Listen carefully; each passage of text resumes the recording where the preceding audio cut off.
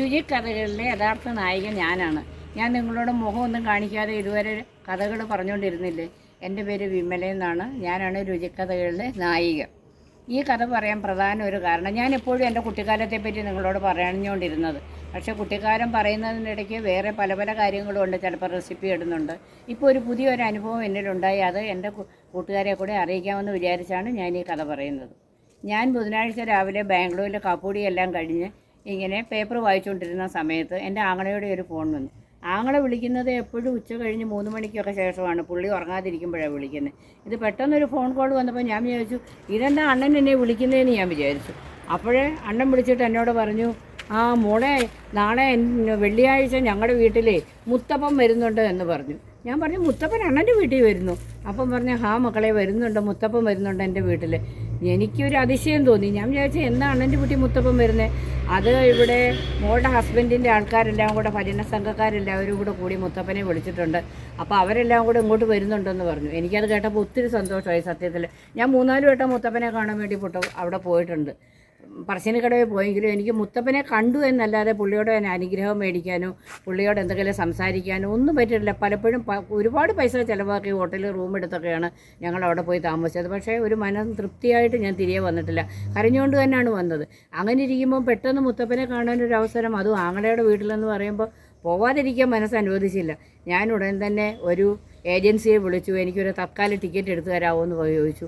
അപ്പം പുള്ളി പറഞ്ഞു, നാളത്തേക്കുള്ള ടിക്കറ്റ് ഇപ്പം ഞാൻ എടുക്കാം, 11 മണിക്ക് തത്കാലം തുടങ്ങുമെന്ന് പറഞ്ഞു. അങ്ങനെ എനിക്കൊരു ടിക്കറ്റ് പെട്ടെന്ന് ഭഗവാന്റെ കൃപയാൽ എനിക്കൊരു ടിക്കറ്റ് നമ്മുടെ കൊച്ചുവേളിയിൽ കിട്ടി.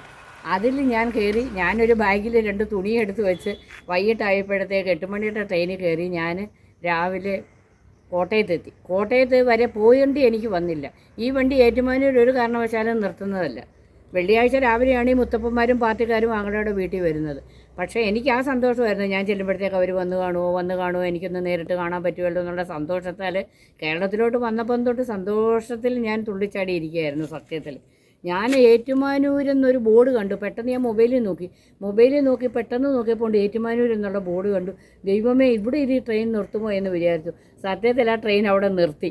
എനിക്ക് വേണ്ടി തന്നെയാണ് മുത്തപ്പൻ ആ ട്രെയിൻ നിർത്തിയതെന്നാണ് എനിക്ക് തോന്നുന്നത്. കാരണം 2 മിനിറ്റേ ആ ട്രെയിൻ നിർത്തിയുള്ളൂ. ഞാൻ ചാടി മൂവായി ആ ട്രെയിന്.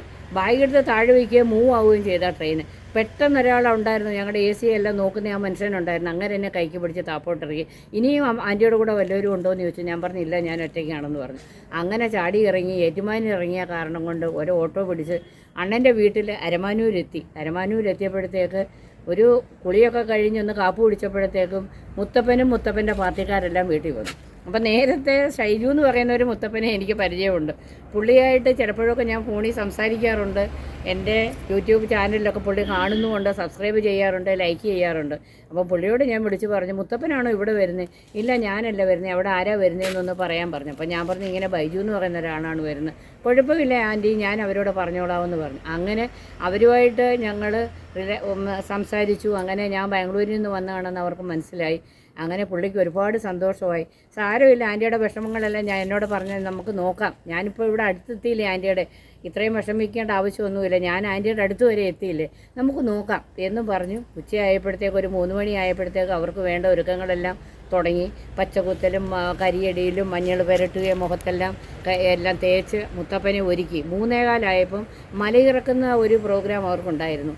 അപ്പോൾ കൊട്ടും ചെങ്ങലവാദ്യങ്ങളും ഒക്കെ ആയിട്ട് മുത്തപ്പനെ മലയിറക്കി കൊണ്ടുവന്നതിന് ശേഷം, അത് കഴിഞ്ഞ ശേഷം മുത്തപ്പൻ വന്നതിന് ശേഷം ഭയങ്കര ആൾക്കൂട്ടമായിരുന്നു. ഒരു 4 തൊട്ട് 6 മണി വരെയാണ് അതിൻ്റെ ടൈം. 6 തൊട്ട് 8 മണി വരെയാണ് ടൈം പറഞ്ഞിരുന്നത്. അതിൻ്റെ ഇടയ്ക്ക് ഇവിടുത്തെ ഭഗവാന്റെ ആറാട്ടുണ്ടായിരുന്നു. അന്ന് ആറാട്ട് തീരുന്ന ദിവസമായിരുന്നു. പറ എഴുന്നള്ളിപ്പുണ്ട്. അതിന് നമ്മുടെ ഗേറ്റിൻ്റെ അവിടെ പറയ്ക്കുള്ള എല്ലാ ഒരുക്കങ്ങളും ചെയ്ത് പന്തലൊക്കെ ഇട്ടിട്ടുണ്ടായിരുന്നു. അപ്പോൾ അതും കാണാം ഇതും കാണാം. ഒരു വെടിക്ക് 2 പക്ഷി എന്ന രീതിയിലായിരുന്നു എൻ്റെ തീരുമാനം. കാരണം എനിക്ക് പറയും എടുക്കാൻ പറ്റും, ഇടാൻ പറ്റും, മുത്തപ്പനെയും കാണാൻ പറ്റും. അതൊരു ഭാഗ്യമല്ലേ. അങ്ങനെ 3:30 മുത്തപ്പനെ മലയിറക്കി കൊണ്ടുവന്നു. ചെറിയൊരു അമ്പലം പോലെ വീടിൻ്റെ തിണ്ണയ്ക്കുണ്ടാക്കി അതിലവരെല്ലാ കാര്യങ്ങളും ഒരുക്കി. മുത്തപ്പൻ വന്നു. മുത്തപ്പന് കള്ള് നേദ്യം, ഉണക്കമീൻ നേദ്യം, ഇതൊക്കെ ആദ്യമായിട്ടാണ് കാണുന്നത്. അവർ തീ കൂട്ടിയിടുന്നതും അതിൽ ഉണക്കമീൻ കുറിച്ചിയായിരുന്നു, അത് ചുട്ടെടുക്കുന്നതും, അത് കടല വേവിച്ചിട്ട് 2 പാത്രങ്ങളിലായിട്ട് ഒരു 10 കിലോ കടല വേവിച്ച് അതിൻ്റെ ഒരുക്കങ്ങളും ഇതെല്ലാം നമുക്ക് പങ്കെടുക്കാൻ സാധിച്ചു. അങ്ങനെ ഒരു 6 മണിയായപ്പോഴത്തേക്ക് മുത്തപ്പൻ്റെ യഥാർത്ഥ രൂപം മുത്തപ്പൻ അനുഗ്രഹിച്ച് തുള്ളാൻ തുടങ്ങി. അപ്പോഴത്തേക്ക് ആൾക്കാരുടെ ഒരു ഘോഷയാത്രയായി. വീടിൻ്റെ മുറ്റത്ത് നിൽക്കാൻ വയ്യാത്ത അത്രയും ജനങ്ങളായിരുന്നു സത്യത്തിലുണ്ടായിരുന്നത്. ആ 2 മണിക്കൂറെന്ന് പറഞ്ഞത് സത്യത്തിൽ ഭഗവാൻ 10 മണി വരെ ആൾക്കാരെ കണ്ട് അവരുടെ എല്ലാ സങ്കടങ്ങൾക്കും പരിഹാരം കാണിച്ചുകൊണ്ടേയിരുന്നു. ഞാനും അതിൻ്റെ ഇടയ്ക്ക് പോയി. അപ്പോഴും പലരും പറയുന്നുണ്ട്, ആൻറ്റി നമ്മുടെ വീടല്ലേ, ആൻറ്റി പിന്നെ ചോദിക്കുമെന്ന് പറഞ്ഞു. ഞാൻ പറഞ്ഞില്ല, എനിക്കിപ്പം തന്നെ അനുഗ്രഹമുള്ള സമയത്ത് തന്നെ എനിക്ക് ചോദിക്കണം എന്ന് പറഞ്ഞ് ഞാൻ മുന്നോട്ട് വന്നപ്പോൾ എന്നെ പിടിച്ച് മുത്തപ്പൻ സത്യം പറഞ്ഞാൽ കസേരയിലിരുത്തി, അമ്മ ഇവിടെ ഇരിക്കുക ആൻറ്റി പിന്നെ പറയാം. ഞാൻ പറഞ്ഞു വേണ്ട, അനുഗ്രഹമുള്ള സമയത്ത് പറഞ്ഞാലേ എനിക്ക് സുഖമാവത്തുള്ളൂ, ഞാൻ ഒത്തിരി വട്ടം അവിടെ വന്നതാണ്, എനിക്കിങ്ങനെ ഒരുപാട് അവസരങ്ങൾ നഷ്ടപ്പെട്ടു പോയതാണെന്ന് പറഞ്ഞു. അങ്ങനെ എൻ്റെ കാര്യങ്ങളും പറഞ്ഞു. എനിക്ക് എൻ്റെ കാര്യങ്ങളൊന്നും പറയാനോ എടുക്കാനും ഇല്ല. ഞാൻ മുത്തപ്പനോട് പറഞ്ഞു, മുത്തപ്പനോട് ഞാൻ പറഞ്ഞു, ഞാനിങ്ങനെ ഒരു യൂട്യൂബ് ചാനൽ തുടങ്ങിയിട്ടുണ്ട്, എനിക്കതിനുള്ള അനുഗ്രഹം തരണം, അത് നീട്ടിക്കൊണ്ട് പോകാനുള്ള ശക്തി എനിക്ക് തരണമെന്ന് പറഞ്ഞു. പിന്നെ എൻ്റെ കുഞ്ഞുങ്ങളുടെ കാര്യം, എല്ലാ കാര്യങ്ങളും സാമാന്യം ചോദിച്ചു, എല്ലാത്തിനും നല്ല മറുപടിയും എനിക്ക് തന്നു. അങ്ങനെ 10 മണി വരെ നീണ്ടു നിന്ന ആ ആഘോഷം എനിക്ക് സത്യത്തിൽ എൻ്റെ മനസ്സിന് ഒരുപാട് സന്തോഷവും സമാധാനവും തന്നു. പിന്നെ എല്ലാം കഴിഞ്ഞ് ഒരു 10 മണി ആയപ്പോഴത്തേക്ക് ആ വേഷമെല്ലാം മാറി മുത്തപ്പൻ വന്ന് കുടി കഴിഞ്ഞ് വന്നിരുന്നപ്പോൾ അവർക്ക് 7 പേർക്കും എൻ്റെ സ്വന്തം കൈകൊണ്ട് അവർക്ക് ഡൈനിങ് ടേബിളിൽ അവരെ ഇരുത്തി ആഹാരം വിളമ്പി കൊടുക്കാൻ, അതും മത്സ്യവും മാംസവും എല്ലാം കൂടിയ ആഹാരങ്ങൾ അവർക്ക് വയറ് നിറച്ച് സന്തോഷത്തോടെ അവർക്ക് വേണ്ട ചപ്പാത്തി ഞാൻ തന്നെ ഉണ്ടാക്കി. ഞങ്ങളുണ്ടാക്കി ഭഗവാന് കൊടുക്കുന്നത് പോലെ അവർക്കെല്ലാവർക്കും കൊടുത്ത്, സത്യം പറഞ്ഞാൽ അവർ യാത്ര പറഞ്ഞ് പോകുമ്പോൾ സ്വന്തം മക്കളെങ്ങനെ യാത്ര പറഞ്ഞ് പോകുന്നത് അതേപോലത്തെ സങ്കടമായിരുന്നു എനിക്ക്. എൻ്റെ കണ്ണ് നിറഞ്ഞു പോയി.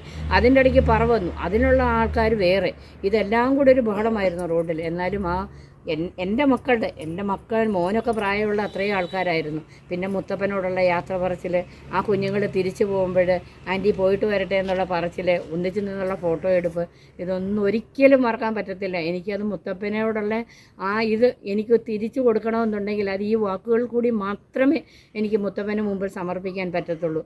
അതിനുവേണ്ടി എൻ്റെ കഥ ഞാൻ നിങ്ങളെ കൂടി അറിയിക്കുകയാണ്. എൻ്റെ മറ്റുള്ള കഥകൾ ഞാൻ പിന്നീട് പറയാം. ഞാൻ ഇന്ന് തന്നെ തിരിച്ച് വൈകിട്ട് ഞാൻ ബാംഗ്ലൂരിന് പോവുകയാണ് 8 മണിക്ക്. കേരളത്തിൽ വരാനൊരു അവസരം തന്ന മുത്തപ്പനും അതിനെപ്പറ്റിയുള്ള അവസരങ്ങൾ നിങ്ങൾ കേൾക്കാനും അനുവദിച്ചതിൽ എനിക്ക് ഒരുപാട് നന്ദി എല്ലാവരോടുമുണ്ട്. നമുക്ക് വീണ്ടും കാണാം വേറെ ഒരു വീഡിയോയിൽ. ബൈ.